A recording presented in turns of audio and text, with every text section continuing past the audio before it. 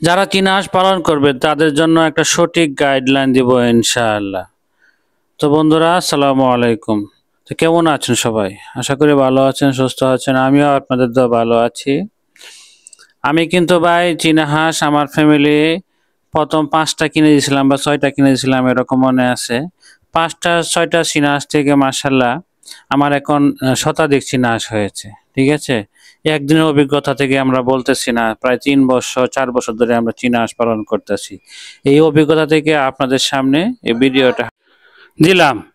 তবে আপনারা যারা চীনা হাঁস পালন করতে চান তাদের জন্য এই ভিডিওটি, যারা চীনা হাঁসের বাচ্চা দিয়ে খামার করতে চান তারা এই ভিডিওটা মনোযোগ সহকারে শুনবেন। এই ভিডিওটা অনেক গুরুত্বপূর্ণ হতে যাচ্ছে।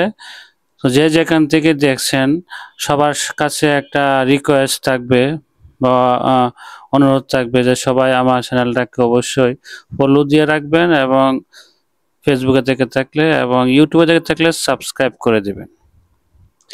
তো মাশাআল্লাহ দেখেন আমার চীনা হাঁসের বাচ্চাগুলো, এগুলো বোর্ডিং থেকে বের হয়েছে, প্রায় এদের ১ মাস বয়স হয়ে গেছে। মাশাআল্লাহ দেখেন খুব দৌড়াদৌড়ি করতেছে। এখন ওদেরকে বের করেছি মানে বাহিরে একটু আলো বাতাসের মধ্যে, দেখেন খুব সুন্দর ভালো লাগতেছে ওদেরকে।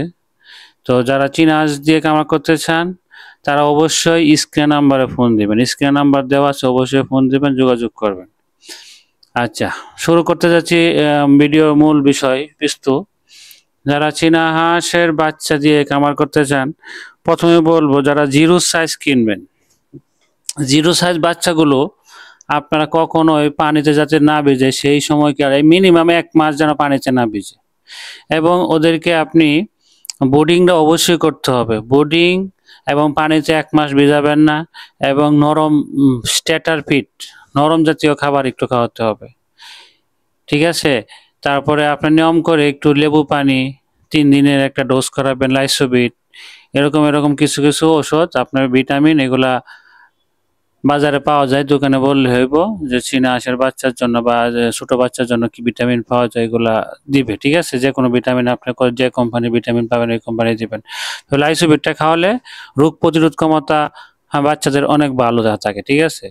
তো এই জন্যই আপনাদেরকে বলতেছি যে এই কয়েকটা বিষয় বললাম, ৩টা বিষয়, যে পানিতে ভিজাবেন না, ২ নম্বরে হচ্ছে আপনার বোর্ডিংটা সঠিকভাবে করবেন, এবং খাবারটা স্ট্যাটার ফিড ছাড়া অন্য কোনো খাবার দিবেন না, অন্য কোনো শক্ত খাবার দিবেন না। নরম জাতীয় খাবার স্ট্যাটার ফিডটা শুকনা দিবেন, আর পানি আলাদা দিবেন। আর যে পানিটা দিবেন সেটা যেন বাচ্চার গায়ে কোনো রকম না ভিজে। তাহলে ইনশাল্লাহ আমি আশা করি আপনার চীনা হাঁসের বাচ্চার কোনো সমস্যা হবে না।